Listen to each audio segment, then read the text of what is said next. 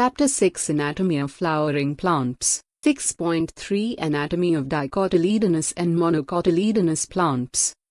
For a better understanding of tissue organization of roots, stems and leaves, it is convenient to study the transverse sections of the mature zones of these organs.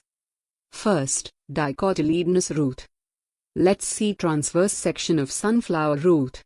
The internal tissue organization is as follows. The outermost layer is epidermis. Many of the epidermal cells protrude in the form of unicellular root hairs.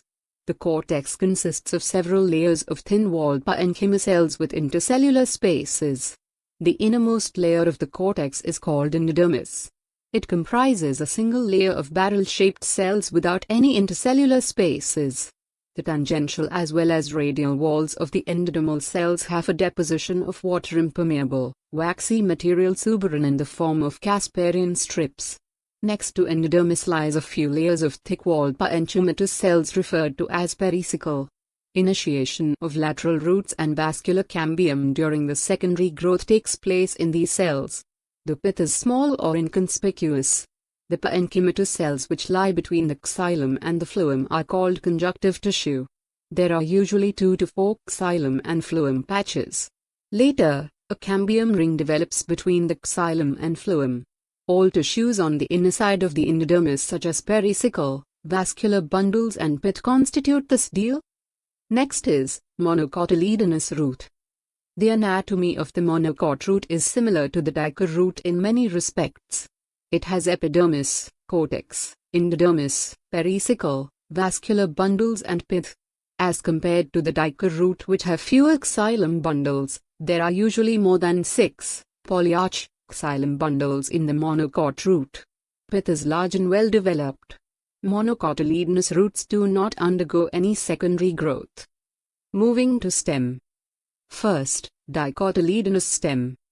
The transverse section of a typical young dicotyledonous stem shows that the epidermis is the outermost protective layer of the stem. Covered with a thin layer of cuticle, it may bear trichomes and a few stomata.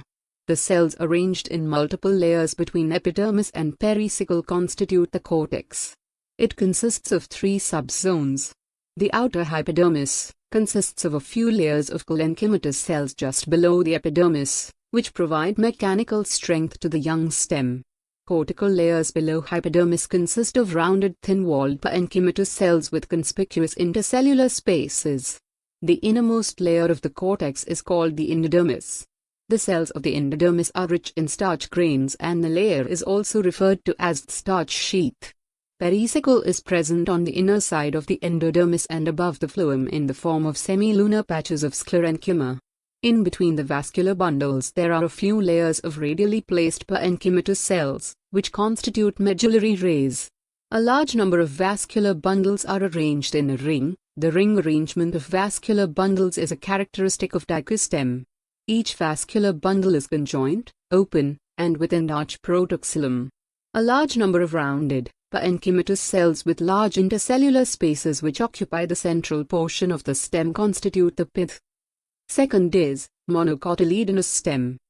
The monocot stem has a sclerenchymatous hypodermis, a large number of scattered vascular bundles, each surrounded by a sclerenchymatous bundle sheath, and a large, conspicuous parenchymatous ground tissue, figure 6.7b.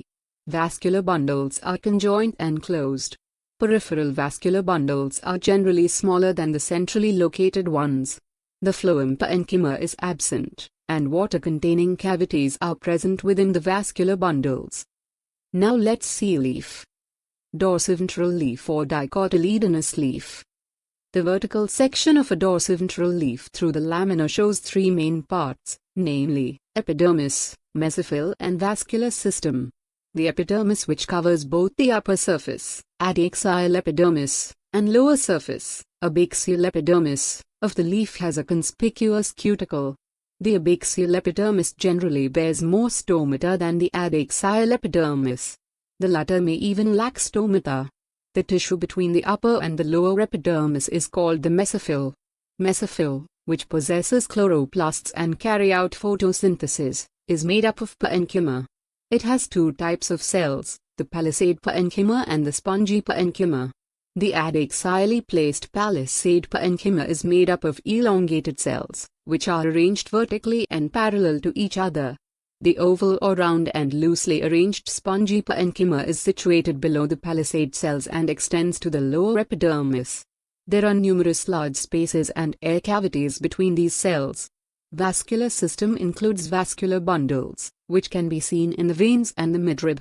The size of the vascular bundles are dependent on the size of the veins. The veins vary in thickness in the reticulate venation of the dicoleaves. The vascular bundles are surrounded by a layer of thick-walled bundle sheath cells. Lastly, isobilateral leaf or monocotyledonous leaf.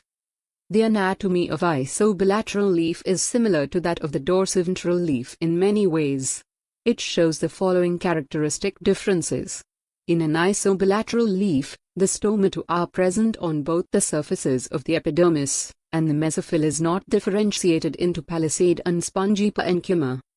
In grasses, certain adaxial epidermal cells along the veins modify themselves into large, empty, colorless cells. These are called bulliform cells. When the bulliform cells in the leaves have absorbed water and are turgid, the leaf surface is exposed. When they are flaccid due to water stress, they make the leaves curl inwards to minimize water loss. The parallel venation in monocot leaves is reflected in the near similar sizes of vascular bundles, except in main veins, as seen in vertical sections of the leaves.